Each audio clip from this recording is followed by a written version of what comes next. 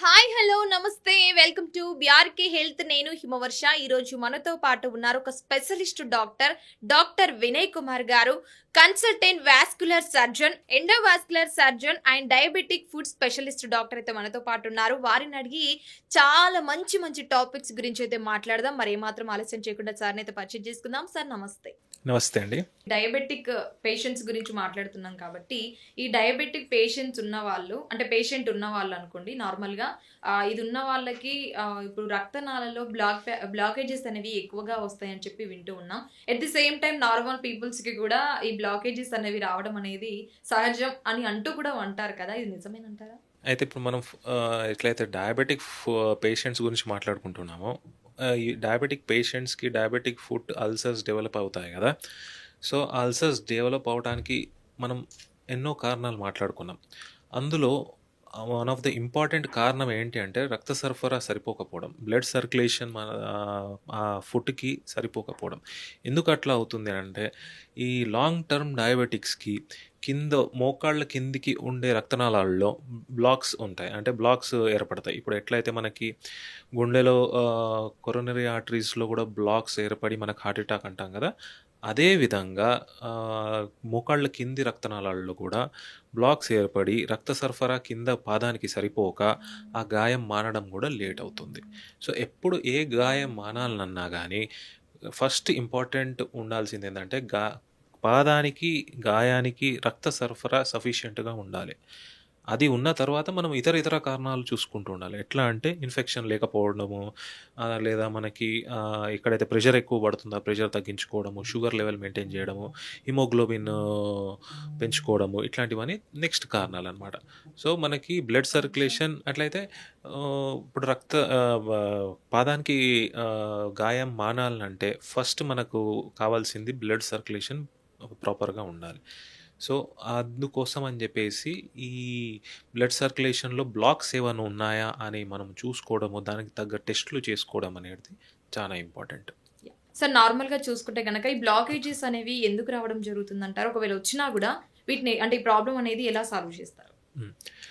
ఎందుకు రావడం జరుగుతుంది బ్లాకేజెస్ అని అంటే, ఇప్పుడు మనకు ఏ రక్త సరఫరా జరిగే ఏరియాలనైనా రక్తనాళాల్లో మనకి బ్లడ్ రన్ అవుతూ ఉంటుంది కాబట్టి, ఎస్పెషల్లీ రక్తనాళాలు డ్యామేజ్ అవ్వడం వల్ల అక్కడ వచ్చి ఫ్యాట్ జమ అవ్వడం వల్ల, షుగర్ వల్ల ఫ్యాట్ కంటెంట్ మన రక్తంలో ఫ్యాట్ కంటెంట్ తిరుగుతూ ఉంటుంది. అది ఏ రక్తనాళాల్లోనైనా దెబ్బతిన్న రక్తనాళాల్లో అక్కడ వచ్చి చేరడం వల్ల, అది కూడా ఇప్పటి నుంచి కాదు కొన్ని నెలలు సంవత్సరాల నుంచి ఇలా జరగడం వల్ల బ్లాక్ అనేది క్రమక్రమంగా పెరుగుతూ ఒకానొక స్టేజ్లో ఇంకా కిందికి రక్త సరఫరా సరిపోనంత బ్లాక్ ఏర్పడుతుంది అనమాట. సో ఇది వన్ ఆఫ్ ద కారణం. ఇంకోటి రక్తనాళాల్లో బ్లాక్స్ షుగర్ వల్లనే కాకుండా కొలెస్ట్రాల్ హై ఉండడం వాళ్ళకి కానీ, ఎక్కువగా సిగరెట్ స్మోకింగ్ కానీ, లేకపోతే ఎనీ ఫార్మ్ ఆఫ్ టొబాకో అంటే ఈ గుట్కా లాంటివి లేదా పాన్లో జర్దా వేసుకోవడం లాంటివి, ఇట్లాంటివి ఏది ఉన్నా కానీ ఈ టొబాకోస్ ఎక్కువగా తీసుకోవడం వాళ్ళకి కానీ రక్తనాళాలు డ్యామేజ్ అవుతూ ఉంటాయి. రక్తనాళాలు ఎక్కడైతే డ్యామేజ్ అవుతాయో అక్కడ బ్లాక్స్ ఏర్పడడం స్టార్ట్ అవుతుంది అనమాట. సో ఇది దాని పరిస్థితి. సరే, బ్లాకేజెస్ అనేవి ఏర్పడ్డప్పుడు అంటే ఎలాంటి సిమ్టమ్స్ కనిపిస్తాయి? అంటే నార్మల్గా స్టార్టింగ్ స్టేజ్లో బ్లాకేజెస్ వస్తున్నాయి అని చెప్పేసి మనకి ఎలా తెలుస్తుంది?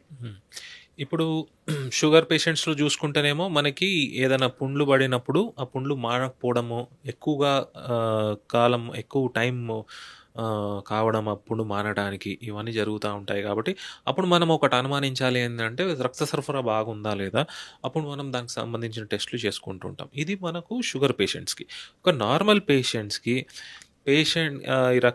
ఈ బ్లడ్ సర్క్యులేషన్లో బ్లాకేజెస్ ఏదైనా ఉన్నాయనంటే ఫస్ట్ మనకు కనిపించే సింటమ్ ఏంటంటే, వాళ్ళు జనరల్గా మనకు ఒక 2-3 కిలోమీటర్లు వాళ్ళు నడుస్తున్నారనుకోండి, వాళ్ళకి అంత దూరం నడవలేకపోతూ ఉంటారు ఈ బ్లాకేజెస్ ఏర్పడిన వాళ్ళు. కొద్ది దూరం నడవంగానే ఈ పిక్కలు పట్టుకోవడం లేదా తొడలలో కండరాలు పట్టుకోవడము, వాళ్ళు ఆగాల్సిన పరిస్థితి రావడము, మళ్ళీ ఒక 10 నిమిషాలు రెస్ట్ తీసుకున్న తర్వాత మళ్ళీ ఫర్దర్గా నడవడము, ఇట్లాంటివన్నీ జరుగుతుంటాయి. ఫస్ట్ నడకలో డిఫెక్ట్ వచ్చేస్తుంది. రెండోది ఏంది అని అంటే ఎస్పెషల్లీ ఈ నొప్పి నడిచినప్పుడు మాత్రమే వస్తుంది. ఇది ప్రోగ్రెస్ అయితే అంటే ఇది ముందు పడితే నొప్పి అనేది కంటిన్యూస్గా ఉండడం స్టార్ట్ అవుతుంది. దాన్ని మనం రెస్ట్ పెయిన్ అంటాం. కంటిన్యూస్గా ఉంటున్నది అని అంటే రాత్రిపూట నిద్ర పట్టకపోవడము, కంటిన్యూస్గా పాదాలలో నొప్పి, పాదాన్ని పట్టుకొని రాత్రిపూట పేషెంట్ కూర్చుంటూ ఉంటారు రెస్ట్ పెయిన్ ఉన్నవాళ్ళు. ఇది ఒక రకమైన సిమ్టమ్. మళ్ళీ ఇది కాకుండా ఫర్దర్గా ఇంకా మనం చూసుకుంటే వేళ్ళు, పాదాలలో ఉన్న వేళ్ళు నలుపు ఎక్కేయడము అంటే గ్యాంగ్రీన్ అంటాం మనం. గ్యాంగ్రీన్ పడడము ఇట్లాంటివన్నీ జరుగుతూ ఉంటాయి ఈ బ్లాకేజెస్కి సంబంధించిన symptoms. Thank you sir, thank you so much. మా బీఆర్కే హెల్త్ ప్రేక్షకులకు ఈ డయాబెటిక్ పేషెంట్స్కి రక్తనాళాల్లో అసలు బ్లాకేజెస్ అనేవి ఎందుకు వస్తాయి, దీని గల కారణాలు ఏమిటి, దానికి ముందు వచ్చే సిమ్టమ్స్ అనేవి ఏ విధంగా ఉంటాయి, దాని గురించి అయితే చాలా క్లియర్ కట్గా ఎక్స్ప్లెయిన్ చేశారు sir. Thank you sir, thank you so much. Thank you మా.